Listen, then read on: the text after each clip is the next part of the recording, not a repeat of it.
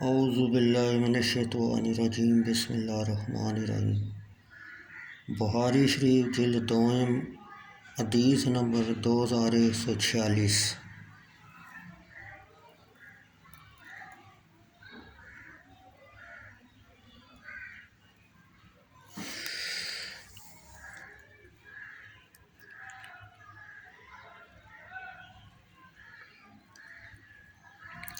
ابن وہب عبداللہ نے یونس بن یزید علی سے، انہوں نے ابن شہاب محمد بن مسلم زہری سے روایت کی، انہوں نے کہا مجھ سے عبید اللہ بن عبداللہ بن عتبہ نے بیان کیا کہ حضرت عبداللہ بن عباس رضی اللہ تعالیٰ عنہ نے کہا عینیہ بن حسن بن حذیفہ بن بدر آئے اور اپنے بھتیجے حور بن قیس بن حسن کے پاس قیام کیا، اور حور بن قیس ان لوگوں میں سے تھے جن کو حضرت عمر فاروق رضی اللہ تعالیٰ عنہ اپنے قریب رکھتے تھے، اور عبادت کرنے والے علماء بوڑھے ہوں یا جوان وہ حضرت عمر فاروق رضی اللہ تعالیٰ عنہ کی مجلس کے ساتھی اور ان کے مشیر تھے۔ عینیہ بن حسین نے اپنے بھتیجے حور بن قیس سے کہا کیا تیری اس امیر کے حضور کوئی وجاہت و منزلت ہے تو مجھے اس کے پاس جانے کی اجازت لے دو۔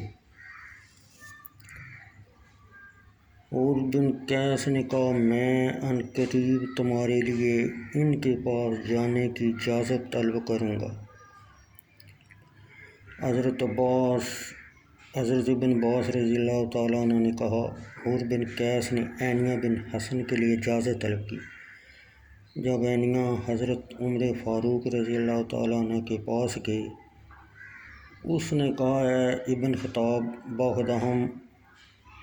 باخدا تم ہمیں زیادہ عطیہ نہیں دیتے اور نہ ہی تم ہمارے میں عدل و انصاف سے فیصلے کرتی ہو۔ حضرت عمر فاروق رضی اللہ تعالیٰ عنہ نے غصے میں آ گئے، حتیٰ کہ اس کو مار دینے کا ارادہ کیا، تو حور بن قیس نے عرض کیا اے امیر المومنین، بے شک اللہ تعالیٰ نے اپنے نبی صلی اللہ علیہ وسلم سے فرمایا اے محبوب معاف کرنا اختیار کرو اور بھلائی کا حکم دو اور جاہلوں سے منہ پھیر لو۔ سورہ اعراف آیت 199۔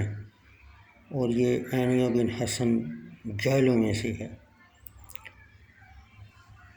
حضرت ابن عباس رضی اللہ تعالیٰ عنہ یا حرب بن قیس نے کہا خدا کی قسم جب حرب بن قیس نے ان کے سامنے یہ آیت مبارکہ پڑھی، حضرت عمر فاروق رضی اللہ تعالیٰ عنہ نے اس سے تجاوز نہ کیا اور اس آیہ کریمہ پر عمل کر لیا۔